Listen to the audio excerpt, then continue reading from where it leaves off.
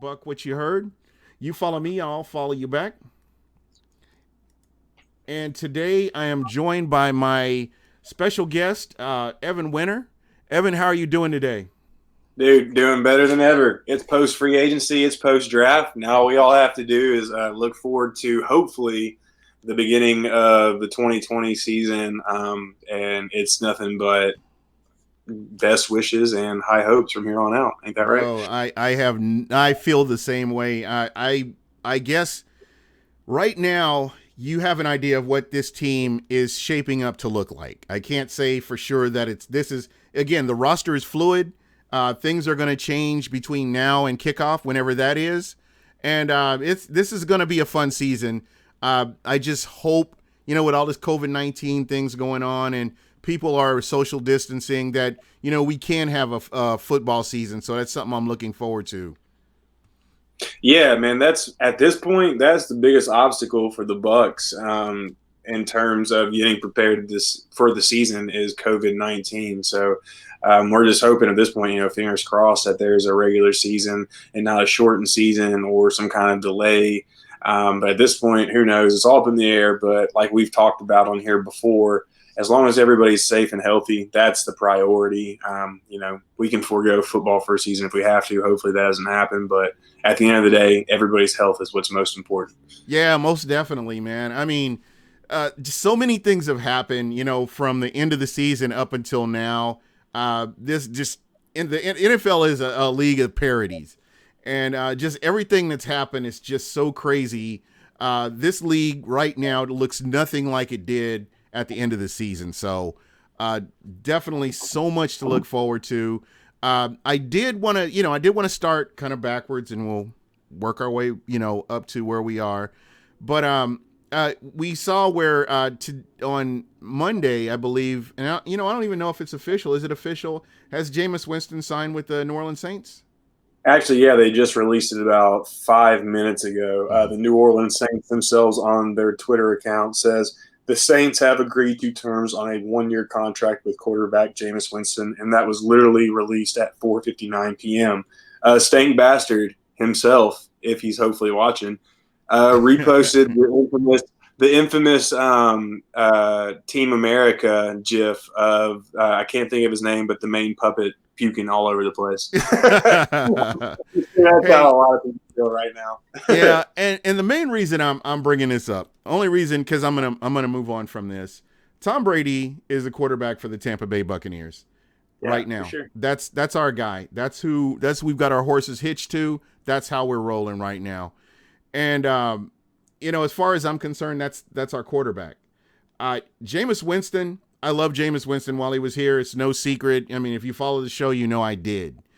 And there are a lot of people that had relationships with Jameis Winston. They were pretty close with Jameis Winston, and I understand why certain people feel the way they do.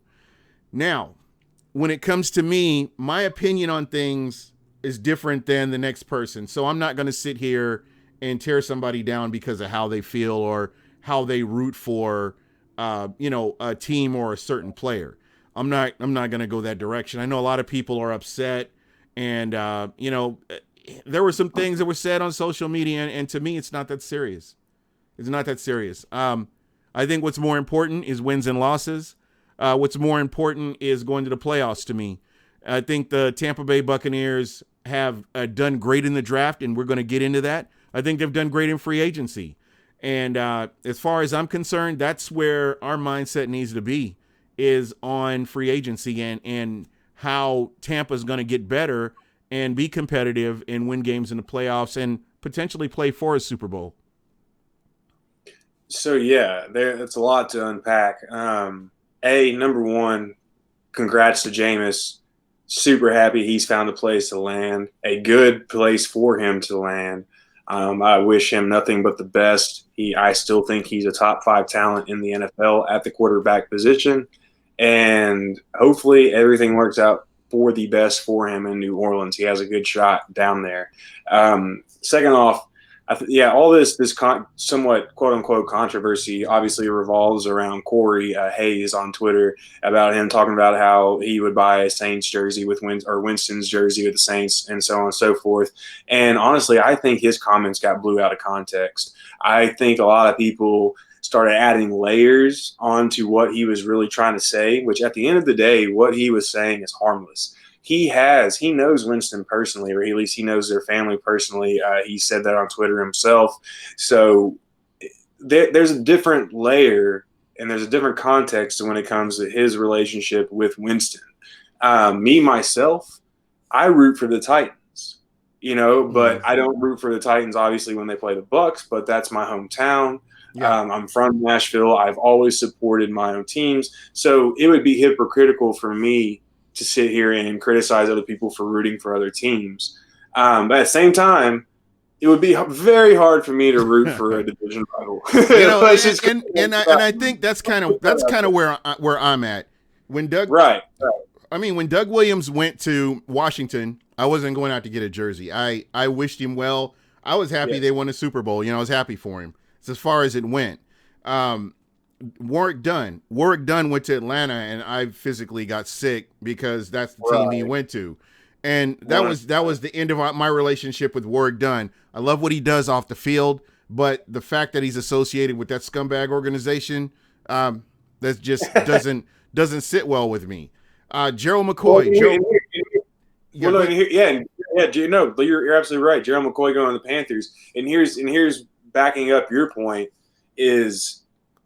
Everything that the Saints do well is a detriment to the Bucs. Everything the Panthers do well is a detriment to the Bucs. Everything the Falcons do well is a detriment to the Bucs. Mm-hmm. So even if Jameis has a slightest success, it could be. I don't know if everybody remembers, but back during the 2016 year where the Bucs went 9-7 and were like that close to making the playoffs, They had that crazy ass tiebreaker situation going on where an out of conference opponent had to win a game in order for them to make the playoffs. Well, even then, even if the Saints beat an AFC opponent, that could possibly be a detriment to the Bucs. Yeah. So anything the Saints do well is a detriment to the Bucs, and that's why I couldn't see myself ever rooting for them or for Jameis to do something well on that team. Yeah, I'm right there with you. And a lot of people were kind of throwing shade at me on my DMs because I was taking shots at Gerald McCoy, just because I was like, yeah, this clown goes here and he does this, but ultimately that's the fan in me. As a person that follows football. And I follow football closely. I knew depth-wise, if everybody had stayed healthy, that would have been the best situation for Gerald McCoy is being in Carolina with all the defensive line depth they had before it just got decimated with injuries. When you looked at that team on paper, that was an ideal place for him to go, just because of the structure that they had there. I would say the same thing about Jameis Winston going to the Saints. I mean, you've got arguably one of the best head coaches, despite the Super Bowl win-loss record, they're tied with us, but he's a great head coach. Mickey Loomis. Yeah. And Mickey Loomis is a really good GM. So, I mean, there's a lot of talent there and, he's he would be in a good position to learn and just do better. But at the end of the day, that's as far as it goes for me. I don't like the Saints. Right. I don't like the Panthers. And I don't like the Atlanta Falcons. Fuck all of them. And so to me, I get it. I get it. He did what he did. And fans, we need to come together. We need to be talking about this dope ass draft that we just witnessed over the past 3 days. So, over the weekend or Thursday going into the weekend. So, first off, what are your thoughts, on the draft and how everything went? Well, and before I grab onto that, I just want to say, at the end of the day, it's whoever you want to root for, man. It's free choice. This is America. That's what everything's supposed to be about. So at the end of the day, though, it all boils down to, like you said, it's irrelevant. You do you, Corey. You do you, everybody who wants to root for whatever. There should be no hate. It's all love. But anyway, moving on to the draft, like you're saying, man, I gave it a B+. I thought that the Bucks not only addressed positions of need, but for the most part, they addressed positions of need with the best player available. And that's how you win in the NFL. Love the Tristan Wirfs pick. I was okay with them trading a fourth, giving up their fourth. Technically, they didn't give it up because they got the guy they wanted. But regardless, I was okay with them giving up the fourth round pick to move up to 13. Was even more pleased with that move once I found out that John Simpson, the guard from Clemson and Lecky Fotu, the defensive lineman out of Utah, they were both off the board by pick 117. And that's the pick that the Bucks traded with the 49ers to move up to 13. So once they were off the board by then, I felt a lot better about it. Love Antoine Winfield. Keyshawn Vaughn felt like a reach, but just that's because I felt like he would have been available in the later rounds. I love him as a player, but when you add in the fact that the Bucks didn't have a fourth round pick, it makes sense why they took him in the third round. Yeah. I still think it was a little bit of a reach, though. And then the back half of the draft, your Tyler Johnson, your Khalil Daniels, the kid out of Temple, the linebacker, can't think of his name right off the top of my head. And then the running back out of Louisiana, can't think of his name either right off the top of my head. But those guys, they're good depth, they're good special teams, and excited to see what they can do for this team. Yeah, most definitely. I'm right there with you. I was happy that the Bucks were aggressive going after the tackle. I felt like, just watching his film, I felt like he was like at least a top 10 pick. I was very shocked that Easily. He fell as low as he did. Yeah, man. I mean, honestly, a lot of people were thinking he might be the first off the board considering how athletic he is. Yeah. And a lot of people had him projected as an elite guard in the NFL, but he could also still play tackle, so don't freak out, people, that I said that.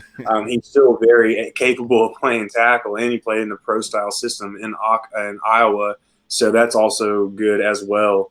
But yeah, I'm right there with you, man. He could have easily been a top 10 pick. Yeah, I got kind of lightheaded when I saw him jump out of the pool, out of 4 feet of water, and just jump. I was like, wow, this guy's a freak. He's 6'5", 320 pounds, and he did that. I know. I couldn't even believe that. But yeah, and I, when you get on Twitter, people were tripping because, okay, the Bucks moved up to get this guy. And I can guarantee you there were phone calls from other people that knew the Bucks needed an offensive lineman, and they were wanting to jump up there and make that move. So I don't. John did him a solid, man. He did him a solid. Yeah, absolutely. And you can't be mad at that. And as you mentioned, you talk about some of these other guys that the Bucks have drafted that I'm really interested in seeing. Chappelle Russell is one of the guys, the linebacker that you were alluding to from Temple. He's somebody that I'm really interested to see what he's going to do. Just his immeasurables, I guess would be the word. He's got talent and I think his instinct, ball skills, I think he's going to make this team. These were some really rock solid picks. And again, I want to see these guys on the field and see what they can do. The team definitely needs depth at linebacker. Most definitely. And that was probably my biggest disappointment coming away from the draft. And it's not even really that big of a disappointment. Excuse me. But I do wonder what this team's going to do when it comes to depth at outside linebacker, the edge rushers. Because, okay, JPP is 31, 32 years old. Yeah. We know his injury history. Even though it hasn't happened on the field, he still has injury history. Shaquille Barrett, as great as he was last year, and this is just the realist in me talking, I'm not trying to be negative, but we don't know if he can repeat this feat or last year's feat. We don't know if he can even get to 15 sacks. We don't know if he can get to 12 or 13. Last year is the only time he's ever recorded more than 5 sacks in the season. But you got to consider who he's sitting behind. I agree, 100%. But at the same time, if one of those guys go down, those guys were responsible for 28 of the team's 47 sacks last year. That's over 50%. Yeah. If one of those guys go down, it could be a major step back in production, which could have a domino effect. Mm-hmm. Obviously, we know how much pass rush can affect a secondary, especially a young secondary growing up. I just don't know. I really felt like the team should have taken Bradley Anae in the 5th round instead of Tyler Johnson. But this is an offensive-minded coaching staff. Bruce Arians, Byron Leftwich, so on and so forth. And the Bucs needed depth at receiver, so I'm okay with that. But that was my only disappointment coming away from the draft, really. And like I said, it's not even really that much of a disappointment. It's more of a worry than anything. So what do you think of Tyler Johnson, just from what you've seen? I was pretty impressed. I love it, man. He reminds me of A.J. Brown. And that's what this team needs is another big physical receiver. Don't know how much of an impact he's going to make this year, but I love the pick. I absolutely loved it. Yeah. So, just with now that we've seen kind of how everything is shaking out now, is there a front runner for you for that number 3 wide receiver position? Man, it's a good question. I know I'm throwing a lot at you right now, but no, you're good. No, hey, they keep it coming. There's the cool thing about this team right now, and that's right now, is there's so many different directions they could go with that 3rd wide receiver spot. They can make Gronk the 3rd wide receiver, not necessarily saying he's going to play a true receiver role, but he could be the 3rd most in targets. Wouldn't that constitute as the 3rd wide receiver technically? yeah. O.J. Howard could play that spot. Scotty Miller, depending on how much he develops, he could be the John Brown of this offense like we saw in Arizona. Justin Watson showed some grit last year. He stepped up a little bit. I mean, but if at the end of the day, to answer your question, if you put a gun to my head and said, hey, Evan, who is going to technically be the 3rd wide receiver on this team in 2020? Sorry, I'm a year behind, obviously. I would say Gronk, man. He's going to be the 3rd leading guy on this team. Yeah. I don't know. It's going to be interesting to see how they do this. I'm still unsure of how the tight ends are going to factor into this. I know how much Tom Brady loves tight ends. I know how much he loves using them, and he gets the most out of tight ends. I just am not sure, with this offense, will they give him the flexibility to do what he wants to do and audible out of something, or, make those changes at the line to get the most out of the players that he's got on the field. Dude, you're absolutely right. This year, if Bruce Arians really wants a Super Bowl ring, this will be the year he kind of just gives the reins to, not necessarily saying don't have any involvement in play calling or anything like that, but he breaks the mold. This is the year he gets tight ends involved. This is the year he allows his quarterback to make checkdowns. This is the year that the vertical routes, the vertical plays kind of take a back seat to the overall team concept. You're absolutely right, man. There's a lot of questions that are going to have to be answered, and that's one reason why, going back to our original point to start the show, this offseason is going to be so important with the coronavirus and everything going on. We don't know how this team's going to adapt. We don't know how this coaching staff's going to adapt, and that's going to be, honestly, to me, the biggest thing to watch going into the season. I'm glad you said that too. As I'm, looking at this team top to bottom, I think there will be competition for that number 3 wide receiver position. I love Scotty Miller last year coming out as a rookie. I think what I kind of struggle with, where there were times where he's kind of timid. I saw times where he kind of cut off some of his routes, and I'm not sure if he's that guy. That's completely justifiable as well. Yeah, and I just hope that this is the year that he takes that big step, and you've got one of the greatest quarterbacks to ever lace him up, and he works and gets the most out of it. So that's what I'm really looking forward to. Yeah, and hopefully, man, if everybody develops as this coaching staff's hoping to, as they get to develop. I worded that really terribly, but as long as everybody continues to take the steps forward that this coaching staff expects, and as long as everybody stays healthy, which is the biggest thing. Yes, that's huge. Then this offense is going to be loaded, man. all of a sudden the offensive line's got depth, the receiver room's got depth, obviously the tight end room's got depth. You've just really got to worry about quarterback because obviously if Brady goes down, then all bets are off. And Jesus then running Christ. back, I just got physically sick thinking sorry, about I had to bring it up. I just had to bring it up. And then running back still worries me a little bit because if Ronald Jones were to go down to injury, as great as Keyshawn Vaughn looks, I'm not even going to bring up Dari Goombawale or TJ Logan, but as great as Keyshawn Vaughn looks, can we really trust this offense, a rookie running back? I know Brady won a Super Bowl with Sony Michel, who was a rookie back in 2018, but can we really trust this offense with a rookie running back starting? And this kind of goes back to the offensive line. Is the offensive line ready to open up them holes for this guy to run through? And you're gonna have a rookie. You're gonna have a rookie starting there as well. Yeah. So it's gonna be interesting to see how all this shakes out. I love the intrigue. Like I said, I mean, I'm unlike I know you look at things a little bit differently. I love the picks. Even when you talk about Khalil Davis, I love the pick. I thought it was a really good. Really hard-nosed guy, and that's a guy that I would, I want to see what he can do. I want to see where he fits in. Again, it's gonna be great. Yeah, man, and he reminds me of what the Bucks tried to do with Terry Beckner Jr. last year, the big guy out of Missouri. Except for Khalil Davis is so much more athletic. He's so much more explosive off the line. Beckner was just more of a big guy who can fill up gaps. But yeah, totally excited to see what Khalil Davis can do. And now they've got 3 Cornhuskers on the defense with him and Dominic Sue and Levante David. Nebraska represent. Who would have thought, man? I sure wouldn't have, because I tell you what, man, I hate Nebraska, but that goes way back too.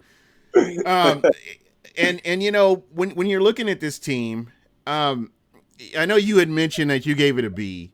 What would have made this an A-, A+ type team? This draft would have been A, in the A's as opposed to a B. What moves? I might have been cut off, but it was B+ that I gave B+. the draft. Okay.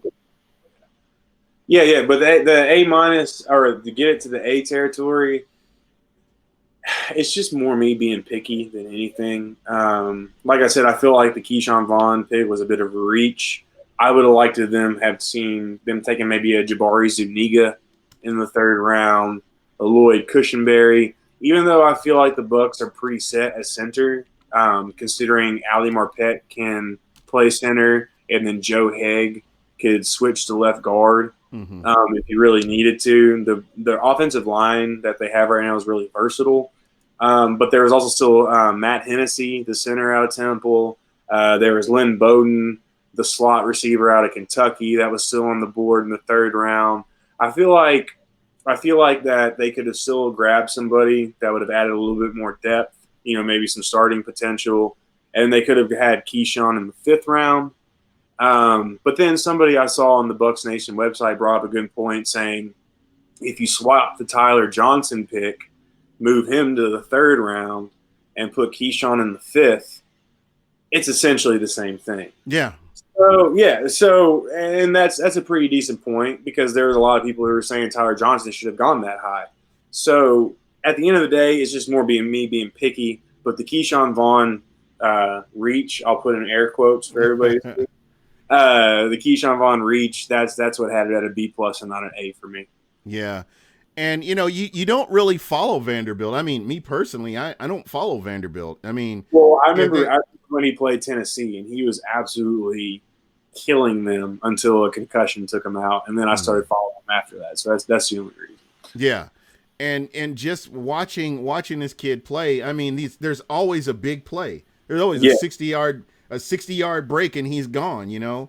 And so I was like, man, this is a good pick. I know some people were pretty upset about the pick, and I'm like, well, you don't even know who this guy is. At least get an idea who he is before you make those kind of mistakes and say that kind of thing. So right. Well, it reminded me last year a lot of when the Bucks took Sean Murphy-Bunting, and everybody started originally slamming that pick. But then once they started watching the tape and seeing what he could do, Yeah. everybody's kind of like, well, maybe that's not so bad after all. I mean, put it this way: Keyshawn Vaughn's first year at Vanderbilt, when it came to running the ball, he averaged, I believe, 7.2 yards per carry, and That's that was in a scary. 12-game season. That's scary. He's absolutely electric. Absolutely electric. And I remember I can vaguely remember when he was he was at Illinois, right? He was Yep. with Lovie Smith. Yep. Their offensive line has never been good, No, and I don't know what it is, if they just don't recruit offensive linemen or what, but what he was able to accomplish behind that line, I think was pretty impressive as well. for sure, man. And I mean, the only reason he transferred out of Illinois to come to Vanderbilt is he's from Tennessee. He went to Pearl Cone High School, which is a high school here in the Nashville area, and he just wanted to be closer to home. That's all it was. Okay. Well, hey, you can't argue that, man. Yeah, The heart wants what the heart wants. You know what I'm saying? exactly. Right. Right. So just kind of going down some of these picks, and I want to talk about Antoine Winfield, but that's just low hanging fruit. We already know, you already know what you're getting from this guy. It's going to be interesting. I want to see what this safety core looks like now. I think this was one of the missing pieces. I don't know. I may go as far as to say, do they really need a veteran? Do you when you've got this kind of talent and you've got the coaching staff that they have, do you no do you need a veteran back there? I mean, is that something that is a necessity, or you just kind of go and see what happens? At this point, I don't think it's a necessity anymore. The cool thing about Winfield Jr.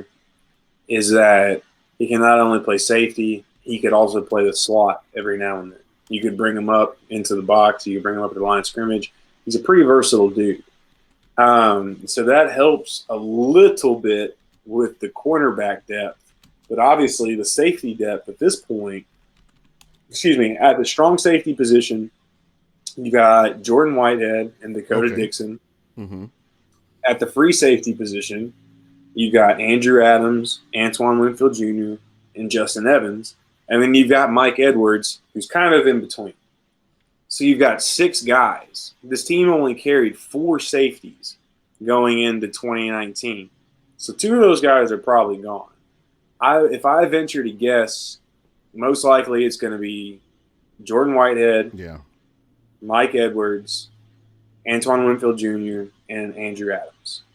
I don't know if you can rely on Justin Evans. Dakota Dixon is also coming on IR, even though they really like him and he's a good, cheap, young option. I just don't think Justin Evans has it left in this anymore after injuries. I know that's kind of probably stepping out on a limb, but there's just no way this team's going to carry 5 or 6 safeties heading into the regular season. Yeah. So I think that's just not an option. yeah, right. There's just no way. So I think that the Winfield Jr. pick is really going to shake things up, but in a good way. And Yeah. as long as he stays healthy, man, then the safety group should be rocking this year for sure. All right, that's what I'm talking about. So, with the addition of Gronkowski to this team, how does this affect the tight end position in your opinion? It's absolutely loaded. First off, it makes Cameron Brate and OJ Howard still, even though they're on the team, the Bucs could get rid of them at some point. They would have OJ Howard though, unless he's traded. There's no way the Bucs are going to cut him because he wouldn't cost any savings. They wouldn't save any money, and there's no way they're going to just let a talent like that walk out the door for free. So my yes is Auclair. This team carried 4 tight ends in the regular season last year. Auclair, Brate, OJ Howard, and Gronk are all on the team and all on the final 53 come the start of September. Yeah. And you know me, I'm a big Tanner Hudson guy. So you think he's out out the door as well, huh? Well, yeah, that's the tricky part with him is they signed him to the 1-year deal, but obviously that's the contract language. I don't know the exact contract language, but according to Spot Rack, they could let that go with no penalty, And yeah, I mean, Auclair, he has his value in blocking. He can be a receiver every now and then, and he's a good special teamer. And then obviously the other three guys, Brait, Howard, and Gronk, you know what they can do. That leaves Hudson on the outs. But hey, on Locked On Bucks last year, I said that Hudson was not going to make the final 53, and he did. So hey, hey, that's just putting it out there, man. I'm all about transparency, so I could be wrong in all this. Yeah, and again, we've come to the getting to the end of free agency and the off season, and we're getting ready to go a different direction. Who's on the bubble? Who are some players just across the team that you see with the additions that have been made that could put am I getting into Oh yeah, buddy. That's so funny. And just to let everybody know, this is not scripted at all. Actually, the next piece I'm working on for BucksNation.com is the Bucks outlook after free agency and the draft.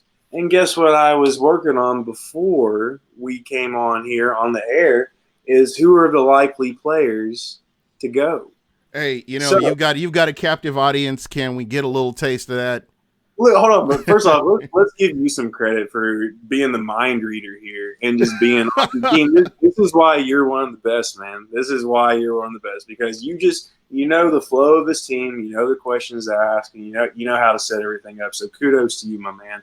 But okay, so here we go. I've got 4 guys who are the most likely to go. And I've got one guy who the Bucks could restructure, even though I really don't think he deserves to be restructured. But anyways, players to go. Number 1, quarterback Ryan Griffin.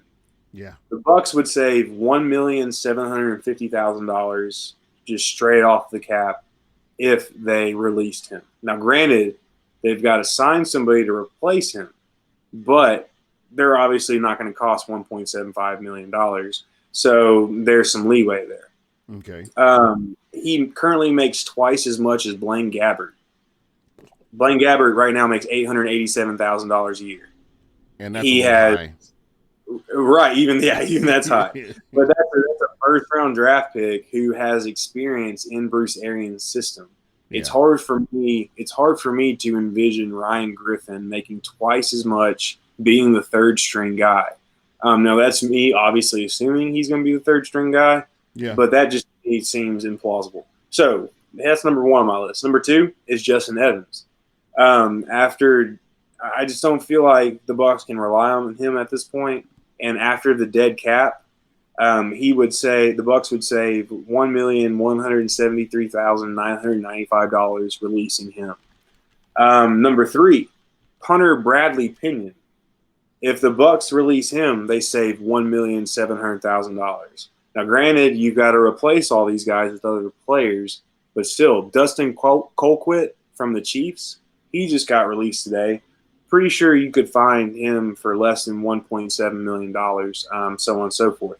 And then number 4 is Dakota Dixon, unfortunately. As we were just talking about, the Bucs have 6 safeties. The Bucs would save $609,666 if they released him after dead cap. And then the guy to restructure is Will Golston. Don't really feel like he deserves a restructure. He's only making $4.75, and he played really, really well last year. And to me, a starter, he's a starter on this defense in the base defense.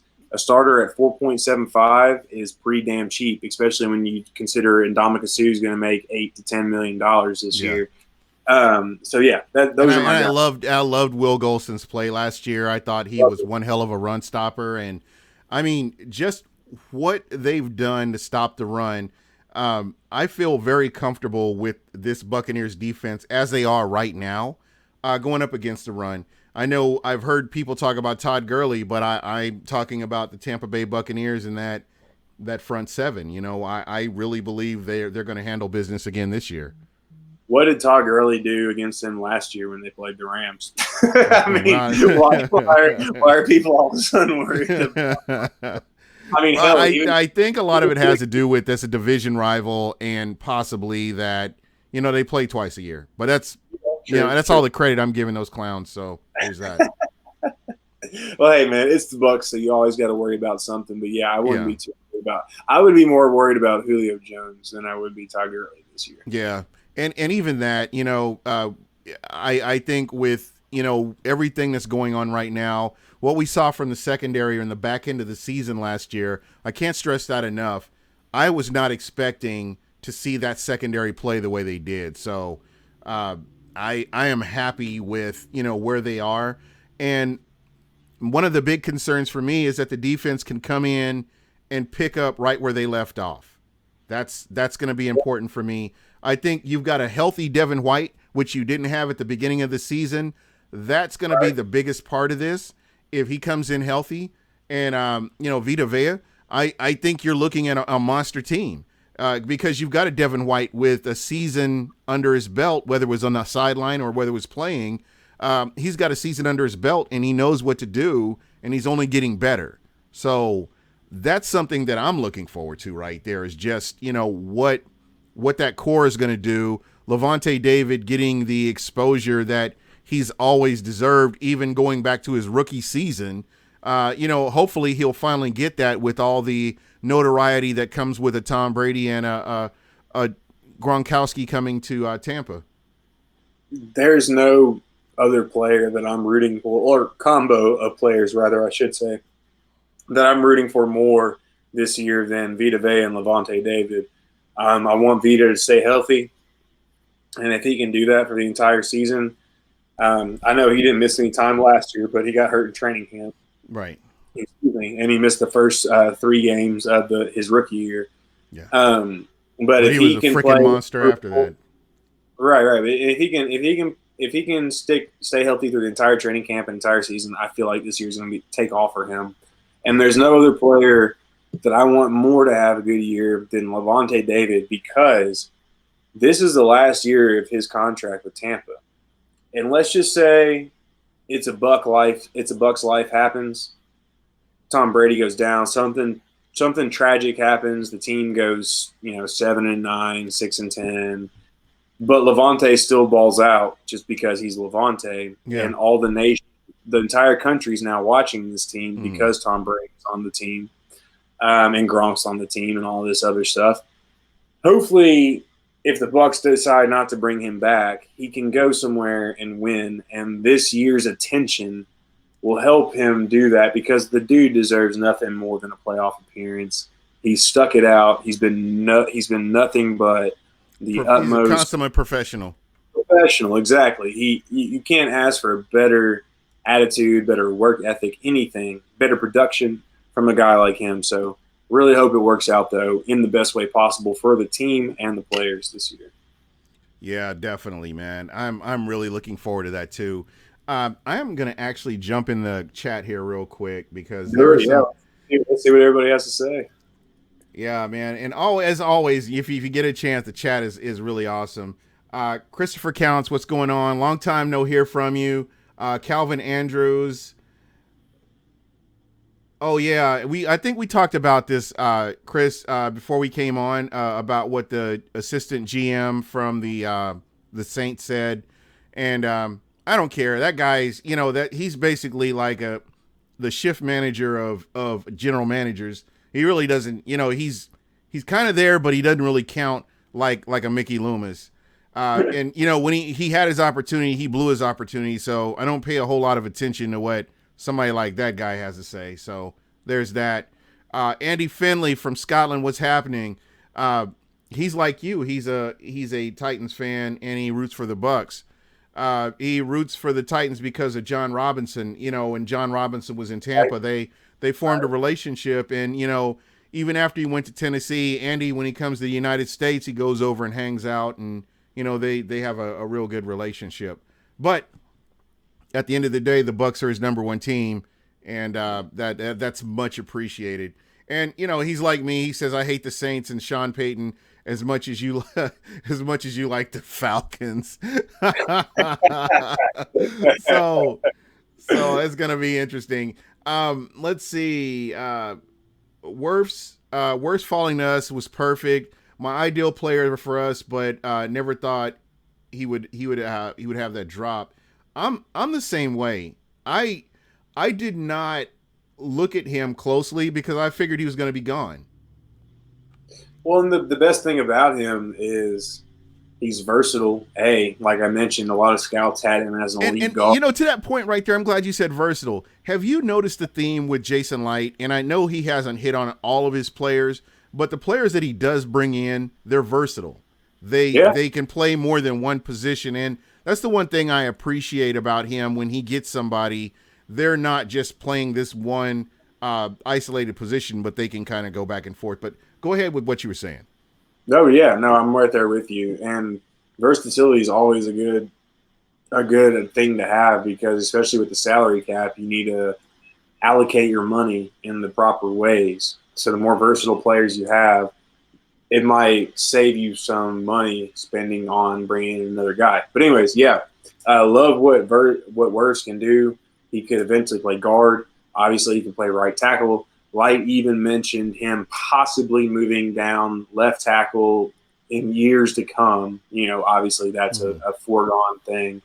But right now he's right tackle. And the best part about all of this is as great as DeMar Dotson was for 10 years. I mean, he was a 10-year starter. You can't ask much more than that out of a player in the NFL. The Bucs now have an absolute true athlete at right tackle who is allowed to do, or who can not only allowed to do, but can do multiple things at his position, which is going to benefit the entire offensive line as a whole. And then when you have a player like Joe Haig who can play multiple positions, that not only saves you money, but it gives you quality depth at two of the most important positions on the offensive line. Yeah. And there's interesting. I think Watson may be the odd man. Dub was saying I think Watson may be the odd man out. Depends on who gets the chemistry with Tom Brady the best out of him and Scotty. Yeah. I've been really disappointed in Justin Watson. I thought he was, when he first came out, he was pretty sure-handed. You saw a lot of that in camp. But when the lights are on and he's actually asked to perform, there have been times where I've seen drops that you can't have those drops. You really have to clean that up. And I felt like Scotty Miller, before he got injured, I felt like he gave you a little bit more than Justin Watson did. There were a couple of plays where he just straight up smoked a cornerback on a go route, and I'm like, this guy is fast. He's as fast as advertised. So I would love to see him succeed. He's another guy that I'm rooting for. I just don't know about that number 3 receiver position. I'm just not 100% sold on who that's going to be. Yeah, and there's plenty of reason to feel that way. And yeah, with Justin Watson, you got to think too. He was drafted by the Cutter regime. Obviously, Jason Light is the consistent factor, the constant factor in those picks. But at the same time, you got to wonder: is Justin Watson a Bruce Arians guy, like he was a Dirk Cutter guy? And he was also a 5th-round pick. Now, granted, he's got size, he's got speed, he's got the IQ to play the game. I mean, obviously, he played at Penn, so he's got to have some kind of level of intelligence. But, yeah, you're absolutely right. He might be the odd man out, especially when you consider Scotty Miller is a Bruce Arians draft pick. Brian Mitchell just was given a 1-year deal, and Tyler Johnson was also Bruce Arians draft pick. But like I said, though, the one constant factor, Jason Light, maybe Jason will put in a good word. But no, I'm right there with you, man. If I had to pick somebody right now as the odd man out in the receiving corps, it would be Justin Watson. Yeah, Unfortunately, because he's a good kid. He's a really good kid. Yeah, and again, I don't know if it was just him not having that chemistry with Winston last year, but I just didn't see. I didn't see what I saw from him with Perriman or Scotty Miller. So I'm not quite sure what happened there, but hopefully he'll get a chance to redeem himself and put himself in a position to really do something. Yeah, I'm right there with you. So one of the questions Dub was asking, what for you, what was your favorite moment of the draft, either the Bucks or the other team? Ooh, favorite moment of the draft. I would probably honestly say, and this is all bias aside, when Tampa Bay took Antoine Winfield. I honestly did not expect them to take a safety. I felt like I they love the needed to move. take.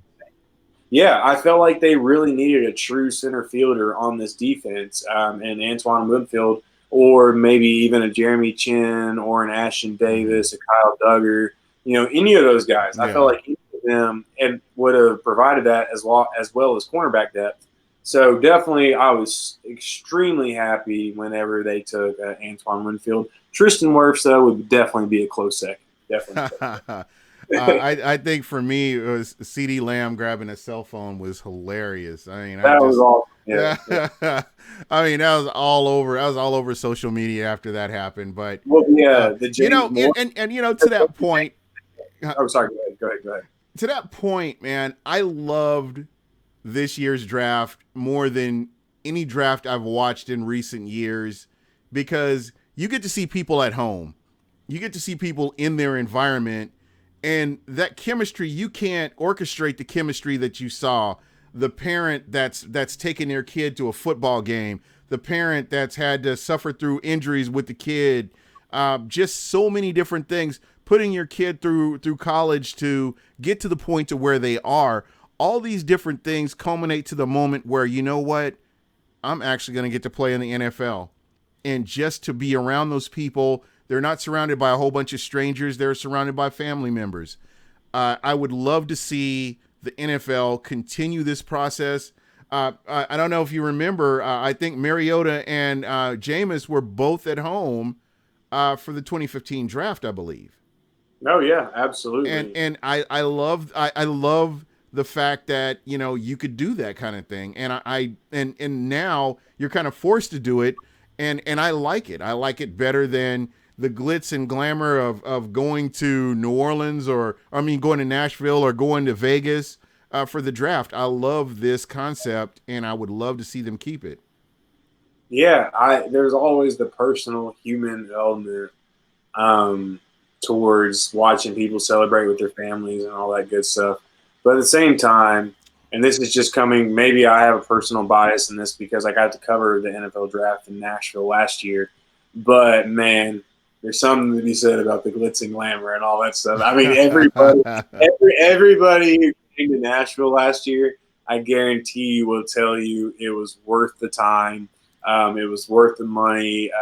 And also at the same time, all these guys, they're put up in hotels with their family. It's not like they're completely isolated from their Yeah, families, but at the same yeah. time, yeah, at the same time, there was something special about Roger Goodell sitting in his lazy boy reading off picks off a Jesus card. Christ, I mean, man. And you would, I mean, if you look at his basement, you would swear he's not a millionaire. You oh, I you know, right? you'd swear he's making 40,000 a year maybe, and No, he's working his. 40 not 40,000. No, I I, said if you looked at that, you would swear he's making about 40,000 a year, maybe. Maybe he has a second job working as a greeter at Walmart or something. Trying to make ends meet. When you look at that basement, and this guy is a multimillionaire, and his basement. I mean, it reminds me of my grandma's. My grandma's yeah, basement looked just like that, and I'm like, wait a minute, that's just kind of my take on it. you would think he's the commissioner of the local VFW of fantasy football league, not the commissioner of the NFL. And dude, that was just my take, man. I'm sitting here and I'm looking at Roger Goodell. I'm like, well, where's the rest of the basement? And I see this old Yeah, ass. right. You see this old ass table that they have garage sales and they put all this stuff out there on. He's got one of them tables. He's got this old ass computer and a what an HP printer from '72. He's got all He's this got stuff set up, and he's actually proud of this. and he's But got he's got the printer from Office Space in there. Just hanging out. exactly. Yeah, Or at that one point, the T1000 or something like at one point at one point I saw an 18-inch TV hanging in the corner of his that. room. Well, I mean, it's just like Jason Light was doing the draft out of his toy room in his house. I mean, Yeah, but there's some kind of humility, like a humbleness that comes from yeah, actually seeing whatever Bill Belichick feeding his miniature husky treats. I don't know. There is, like yeah. you say, there is a personal touch that just made this draft really cool, Even and it's even if fun. they alternated it, And Yeah, to me, yeah. I've always believed that whoever hosts the Super Bowl should host the draft. Oh, hey man, that's a good idea. I like that. And the I only like reason I say that is because this is where you're introducing everybody to the new season, the new football season. So you would have the draft there, and then everybody would be coming back there for the Super Bowl, and it just gets you familiar with the town that's going to be hosting it. And I think that's something that could be considered. I think it would be a great idea, to be honest. especially now that Tom Brady is not in New England. So now we don't have to worry about going to New England every year for the Jesus Christ, yeah. draft. now, especially now that Tom Brady's out, dude, that's a $1 million idea. Let's do And it. you got some salty ass Patriots fans. I can tell you that. It ain't so, pretty, so but I don't salty. feel bad. Nope, nope, not at all, not at all. Man, so again, if I had, and I don't think I actually pretty much rated this draft. I gave this draft a A, just because I think they covered everything that they really needed to cover. I For mean, sure. as far as picks, and like I said before the draft even started, that you have to hit on these picks. You have to get guys that are going to go out there and play. You can't get a guy that doesn't have his head in the game and he goes to another team and does well. That doesn't benefit the Tampa Bay Buccaneers. They have to hit on these picks. I think Tampa is at a tipping point where if it gets to a certain point, they're going to have to start all over. They're going to have to blow this up if that's what it comes down to. So you've got to be spot on with these picks, and the fans don't deserve it. And at the end of the day, I think the players don't deserve it. So you really hope that that a lot of these picks come through. I don't know. I don't necessarily think they have to blow it all up if it doesn't work in the next 2 years. And that's one reason why I've really liked what they've done so far this offseason. If you look at the contracts they've handed out this year, they haven't given out outside of the rookie contracts they're about to sign. They haven't given out one contract over 2 years long. JPP and Tom Brady both Yeah. got your contracts. Outside of that, it's all 1 year contracts. And if you look at how they're set up salary cap wise for the next few years, they haven't given up any future draft capital for moving up the draft. They still have all 7 picks over the next two or 3 years. Yep. And they're well under the salary cap. To me, I feel like they have enough money and they know what Tom Brady's going to cost next year as well. And they know he's going to be gone after next year. So it's not like if you sign Jameis Winston to a 2-year deal worth, $60 million, are you going to have to sign him to an even bigger deal in 2 years? They can forecast. Mm-hmm. They can forecast their money, how they're going to spend it a lot easier. And like I said, since Tom Brady won't be here in 2 years, that's $25 million at least that you can extend Levante David with. You can extend Chris Godwin with. You can give Vita Vea a new contract. I mean, to me, I really don't feel like they have to blow it up in the next couple of years. Yeah, you make a valid point. That remains to be seen. It's something that just kind of sticks in the back of my head. For sure. Yeah, for sure. Sean Castile was saying there are a lot of Pats fans that are now Bucks fans. Yeah. It's funny. I've been getting text messages that, and here's another thing. I know we kind of talked about, how you root for a team or whatever. I want to go on the back end of that. I know that you guys are long suffering fans. You guys have been here for the 2-win seasons. You've been here for the 5-win seasons.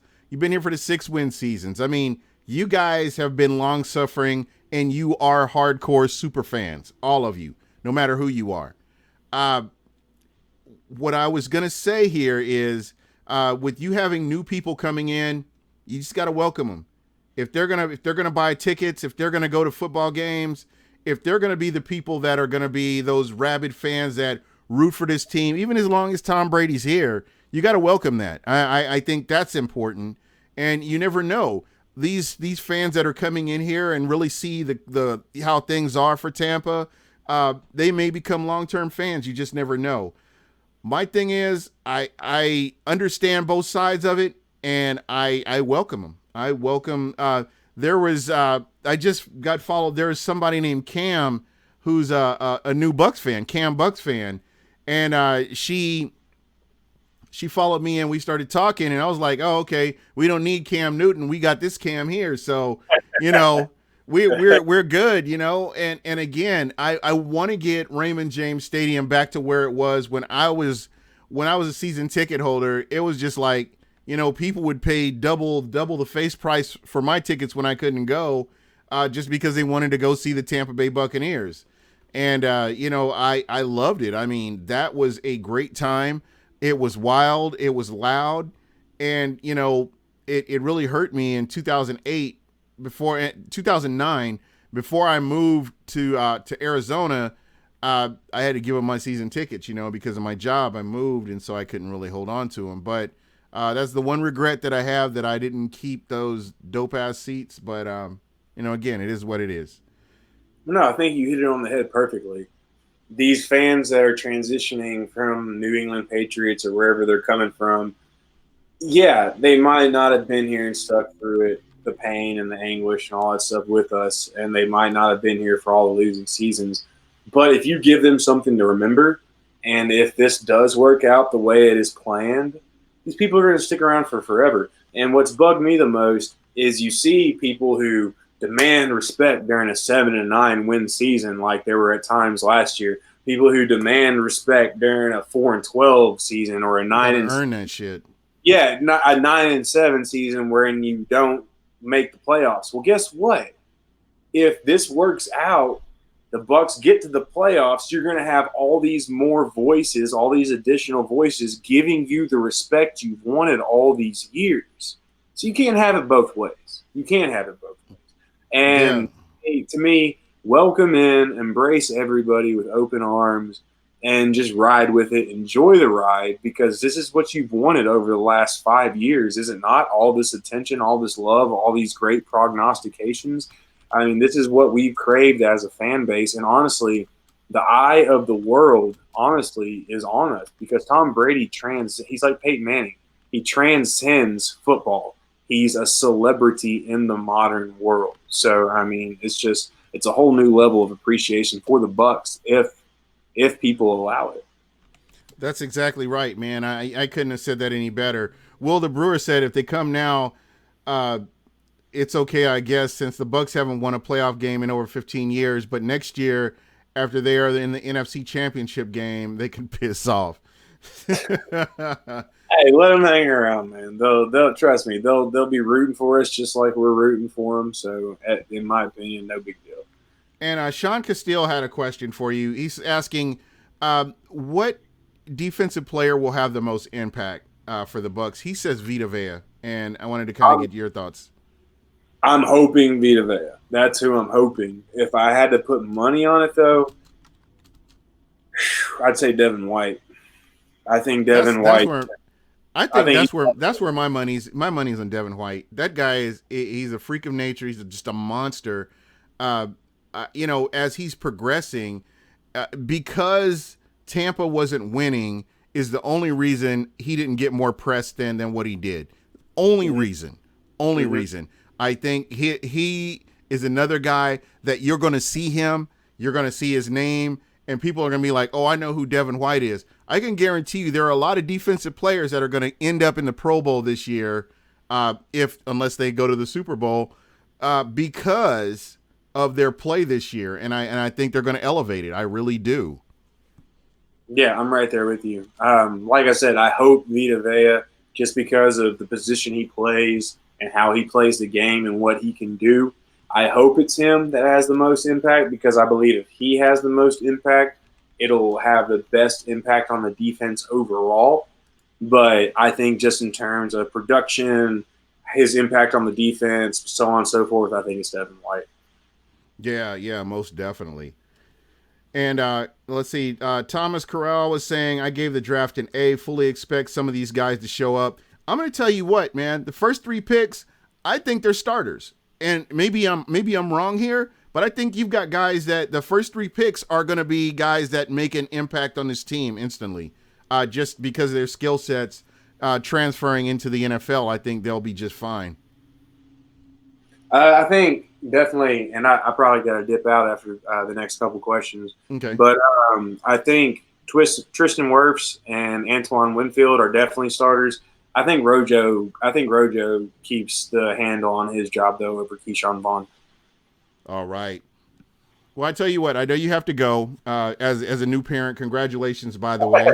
Thank you. I haven't gotten to tell you that this is a new father here. You're going to go through trial by fire here, my friend. I think what we're going to do with the hot seat, we're going to knock it down to 5 questions, and we'll just put them because I know you got to get your questions in. I know you got to go. I'll hit you with 5. You can give me the whole montage. I'll let you go first. All right. Well, I'm gonna give you. I got enough time for 10 and 10 and 10. Okay, you do? Okay, give me 1 second here. I am actually getting my timer out here. The handy dandy trusty timer here.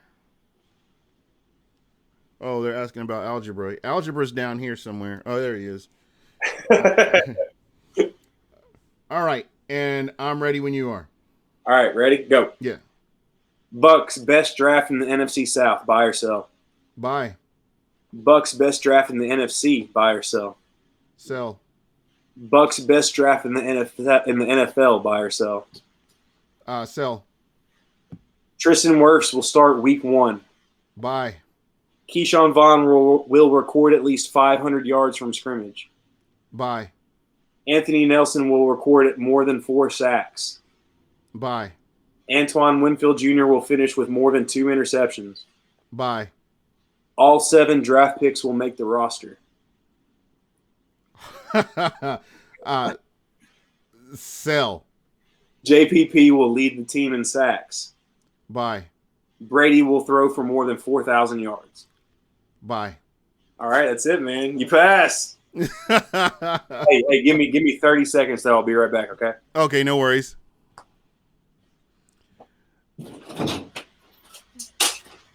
That was fun right there. So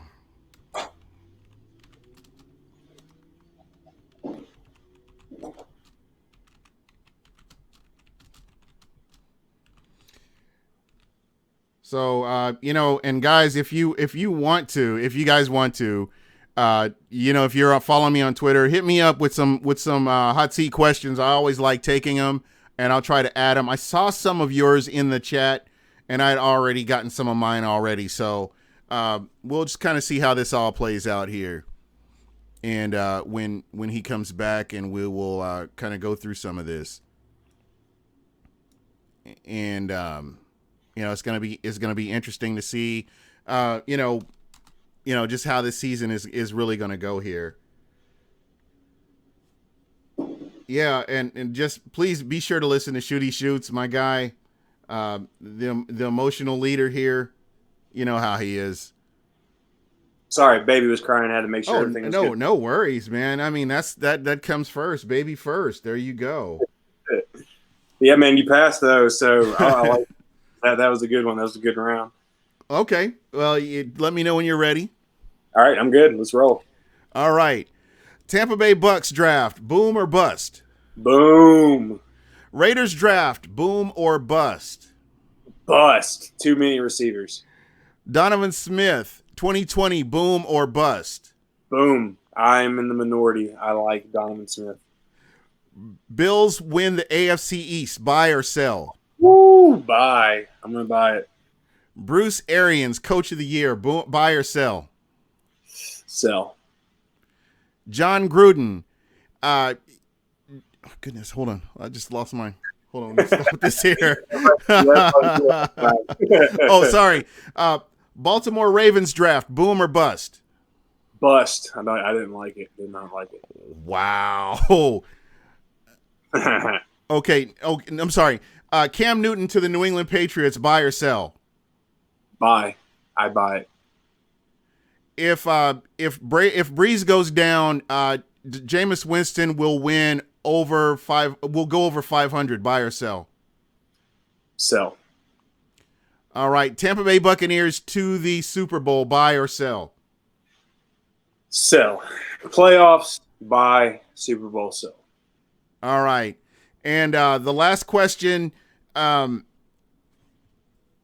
Goodness, I'm sorry. My computer's all jacked up here. Okay, I'm sorry. Here it is. Carolina Panthers. Carolina Panthers competitive in the NFC South, buy or sell? Bye. I really liked what they did in the draft, and Matt Rule's a pretty decent head coach, and Teddy Bridgewater showed he could play. He's got some games, so I think they're going to be. I think they're going to be secretly competitive next year.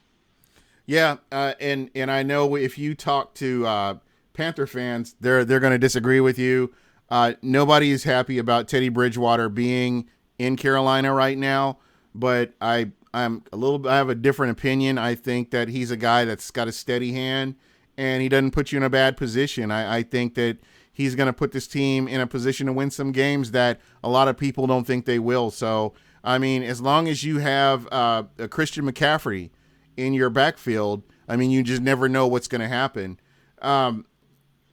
Thomas Corral was asking who is going to be the third receiver. We talked about that a little bit earlier. I think it could be Scotty Miller, but I think it will be competition, and we'll finally see who does it. I believe personally, if Scotty Miller works on his hands and continues to improve on route running, he could be your number 3 guy. Definitely. I mean, yeah, if I'm taking a leading candidate, like I said, just depending on what you define as the third wide receiver, I would choose Gronk as the third option in the passing game. But if you're going true third wide receiver, yes, my money's on Scotty Miller as well. Yeah, I totally agree. And yes, the rest of the NFC South is concerned about the Tampa Bay Buccaneers, and with good reason.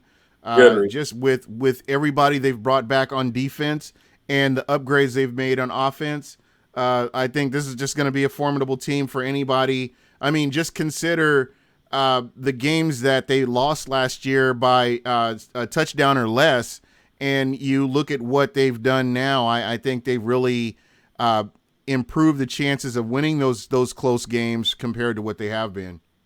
For sure. If everything goes to plan, this team's going to be good. So all let's just hope it goes to plan. Cannonballs podcast. What's happening? You got to get me a link. I gotta check out the show. But guys, this has really been great. I really appreciate everybody in the chat. If I missed you, I apologize. I will make sure to get you shouted out on the next show. Again, thank you so much. Thank you to Evan. As usual, Evan always comes through. Andy, what's up? It's late. It's past your bedtime, buddy. I don't know what time it is over there in Scotland, but thanks for checking us out. But yeah, thank you so much, man. I appreciate it. Of course, bud. Anytime. All right. And that's it for us.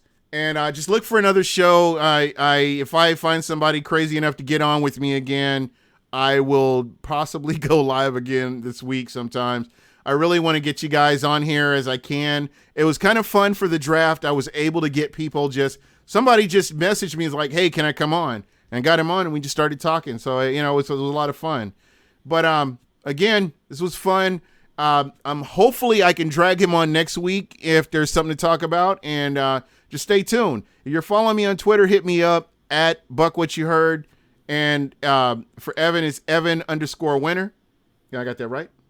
Yes, sir. Absolutely. All right. I've got that memorized right up here, man. All right, guys. Hey, that's it for us. You guys have a great night.